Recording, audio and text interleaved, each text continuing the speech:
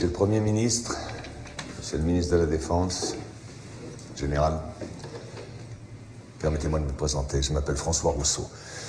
Je dirige un groupe de recherche informel qui n'apparaît pas dans vos organigrammes. Le président à qui j'en réfère personnellement et exclusivement a pensé utile et même nécessaire que je vous débloque sur pas mal de sujets.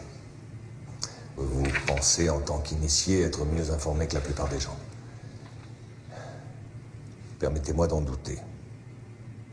En ce moment même, il se passe des choses suffisamment graves pour que les informations et les documents que je vous réserve vous soient divulgués. Voilà, une opération de manipulation inégalée à ce jour à l'échelle planétaire est en train de se mettre en place. Ce sera le sujet final de mon intervention. En ce qui concerne notre époque, tout a vraiment démarré juste avant la Seconde Guerre mondiale. Hitler a brisé certains tabous, comme celui d'avoir recours à l'occultisme ou aux sociétés secrètes.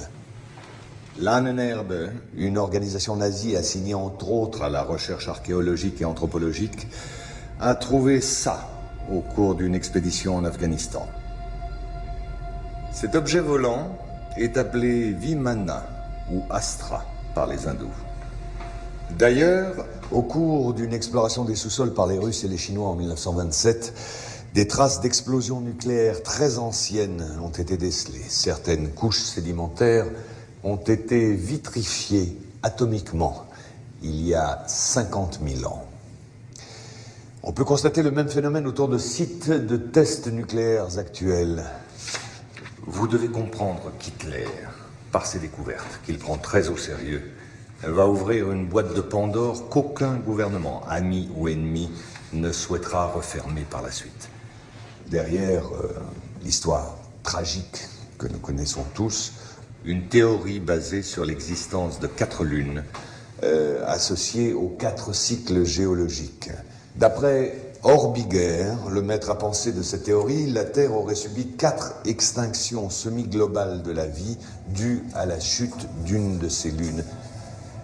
Effectivement, au fur et à mesure du rapprochement du satellite, la gravité s'était modifiée et avait engendré des mutations profondes au niveau génétique.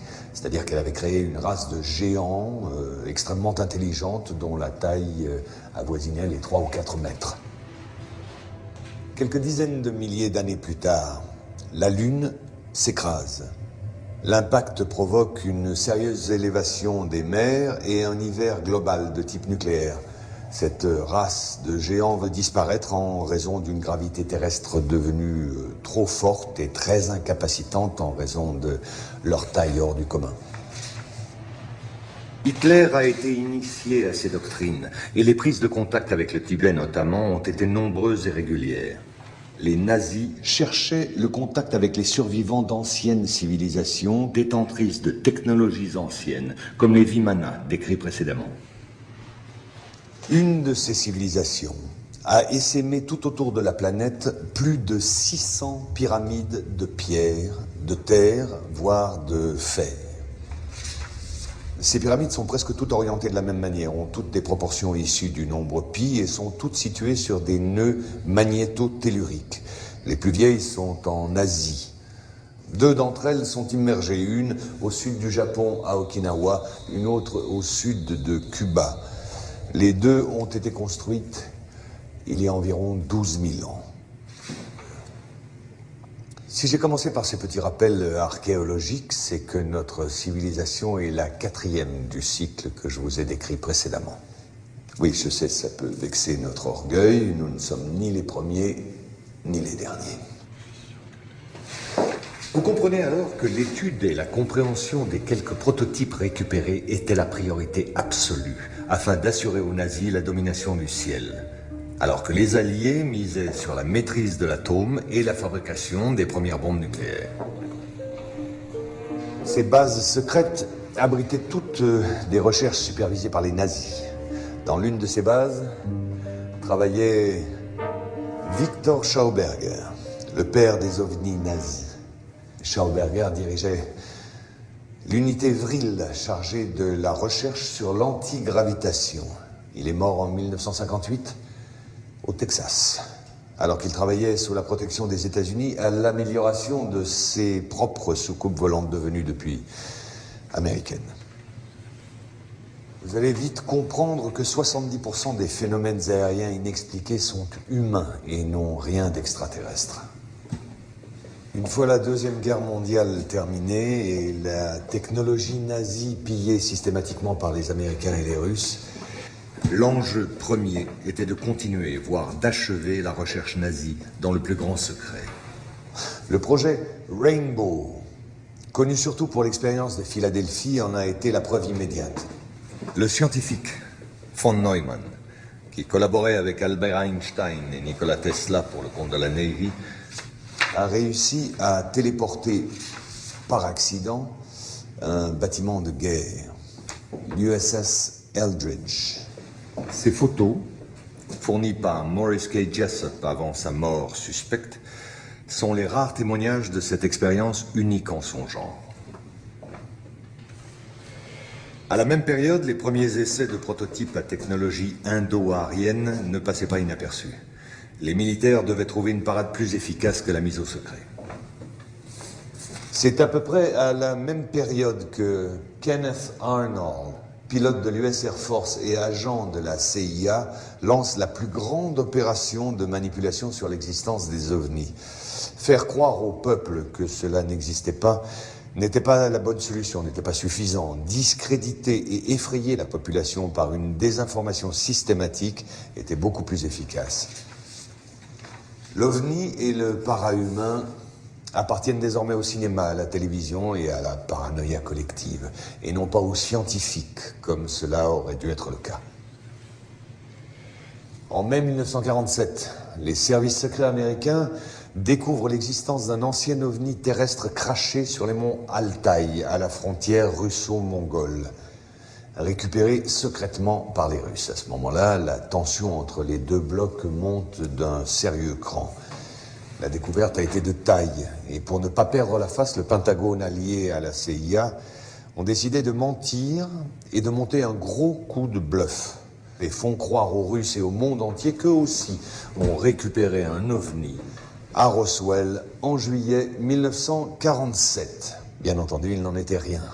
Mais le coup de bluff avait réussi. En février 1949, juste après la fausse affaire de Roswell, un ovni est photographié et filmé en Antarctique. C'est la première photo de ce type d'objet en forme de cigare. D'autres apparitions vont alors se succéder par vagues cycliques.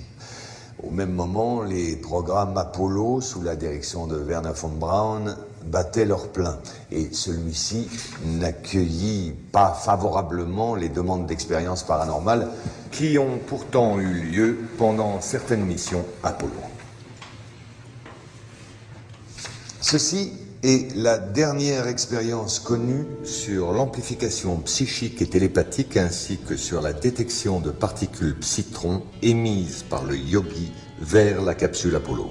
Mais ces tests ont tous été éclipsés par l'apparition systématique d'objets volants non identifiés autour des vols orbitaux et la découverte de traces de civilisation sur la Lune.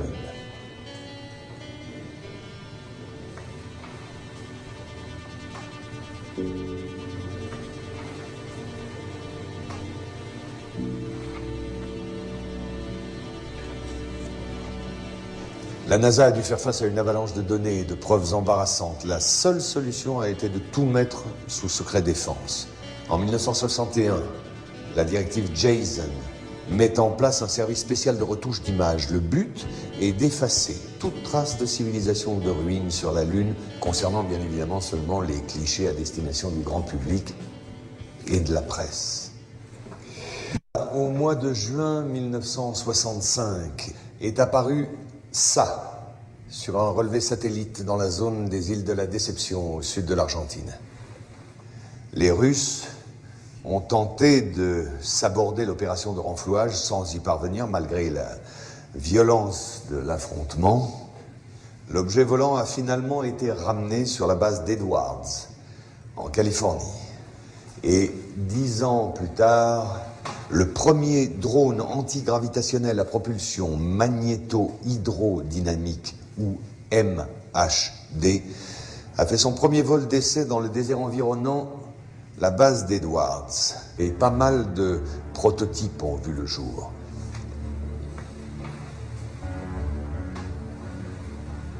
Les Belges en ont eu un petit aperçu lors de la vague de soi-disant ovnis en 1989 et 1990. Le modèle incriminé était un Astra TR-3B ou un XR-7 de forme triangulaire et capable de voler silencieusement à plus de Mach 10. Je voudrais maintenant vous parler d'une autre application concrète d'une de ces technologies, le bombardier B-2. Sa phase de développement a commencé en 1981. Le B-2 officiel qui vola pour la première fois en 1989 va servir de couverture à un autre B-2 non conventionnel qui sera construit en parallèle. Ce modèle ultra secret utilise entre autres un système de création de plasma, exploitant l'écoulement de l'air ambiant comme générateur MHD. Ce système va provoquer une ionisation de l'air autour du B-2 qui supprime la résistance de l'air tout en assurant une furtivité totale à toute forme de radar. Ce bombardier nucléaire vole depuis 15 ans à plus de Mach 10, peut faire le tour de la Terre en quelques heures, ni vu ni connu. Évidemment, ces recherches militaires vont susciter pas mal de retombées commerciales. Ces 10 dernières années ont vu apparaître des dizaines d'armements non létals, comme les e-bombes ou bombes électromagnétiques, ainsi que des armes à micro-ondes et bien sûr les lasers de puissance. Le département de la défense américain, à travers la multinationale Raytheon, décide d'investir énormément d'argent dans un programme expérimental appelé le système HAARP, ou High Frequency Active Auroral Research Program. Et c'est tout un programme. Officiellement, la base en Alaska fait des recherches sur la ionosphère. En vérité, les possibilités réelles de l'installation sont énormes. Manipulation du climat, détection profonde de bases souterraines ou de gisements, destruction silencieuse et à distance de n'importe quel objet, et surtout manipulation du comportement humain. Bien, en 1996, un satellite russe découvre en Antarctique l'épave presque intacte d'un immense vaisseau spatial dévoilé par la fonte des glaciers. Les prélèvements de glace indiquaient une date de crash remontant à 24 000 ans. Au même moment, une éruption volcanique dans les îles de la Déception, les mêmes que précédemment, obligea les Russes à demander de l'aide aux États-Unis, vu l'urgence et l'importance de la situation. Pour la récupération du vaisseau, ils ont dû lâcher l'affaire et ont évacué la zone en catastrophe. L'engin a finalement été détruit par les Russes, très énervés par la situation qui ne tournait plus à leur avantage. Aucun pays n'a jamais retrouvé une occasion pareille. Et cette action stupide de mauvais perdants de la part des Russes n'a fait que conforter la position des Américains face aux extraterrestres. Si cet exposé vous a paru un peu long malgré mes efforts pour le simplifier, il était absolument nécessaire pour en arriver à la partie dont je vous ai parlé au début de mon exposé, c'est-à-dire la conspiration que nous appelons conspiration d'Orion. Notre groupe de recherche est persuadé que des ovnis construits par les Américains ou les Russes seront utilisés pour étayer le canular d'une attaque de la Terre d'origine extraterrestre. Les médias se chargeant du reste, bien entendu. La raison ? Une fois la menace du terrorisme international dissipée, l'économie de guerre des grandes puissances, États-Unis en tête, aura besoin d'un nouvel ennemi pour prospérer. La guerre sur Terre sera remplacée par une guerre spatiale contre un ennemi venu de l'espace. Messieurs, je vous remercie. Un dossier complet vous sera fourni à la sortie. Quant à moi, je vous reverrai bientôt pour un second update sur un tout autre sujet. Messieurs.